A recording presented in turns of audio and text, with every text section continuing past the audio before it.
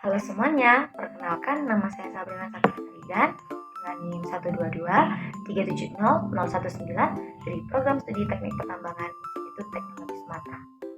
Pada kesempatan kali ini, saya akan membahas mengenai materi minggu ke-6 dari mata kuliah Valuasi Tambang yang dibimbing oleh Bapak Rahmat Fadila STMT.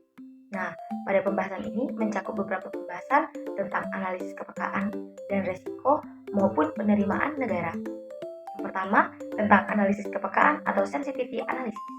Analisis kepekaan merupakan salah satu teknik atau salah satu cara untuk menguji secara sistematis bagaimana sih perubahan pada suatu atau beberapa variabel input yang akan mempengaruhi hasil akhir dari suatu model atau proyek. Dengan kata lain, analisis ini bertujuan untuk melihat seberapa sensitif hasil akhir terhadap perubahan-perubahan kecil pada asumsi awal. Tujuan dari resiko ini sendiri, yang pertama untuk mengidentifikasi variabel kunci yang paling berpengaruh terhadap hasil akhir. Yang kedua, memahami arah besarnya dampak perubahan variabel input terhadap hasil akhir. Yang ketiga, membantu dalam membuat keputusan yang lebih baik dengan mempertimbangkan berbagai skenario.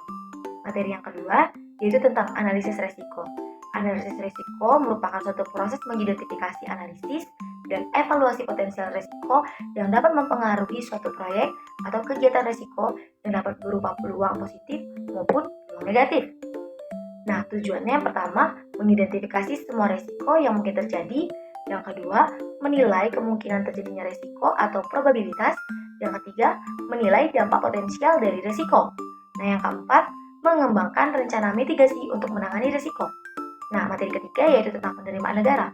Penerimaan negara dari beberapa proyek tambang umumnya berasal dari beberapa komponen, seperti royalti, pajak, iuran tetap, maupun dividen dari kepemilikan negara.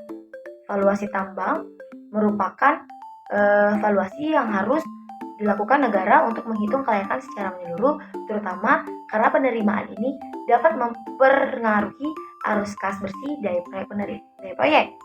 Penerimaan negara juga penting dari sudut pandang pemerintah dalam menilai seberapa besar konstruksi sektor tambang terhadap perekonomian.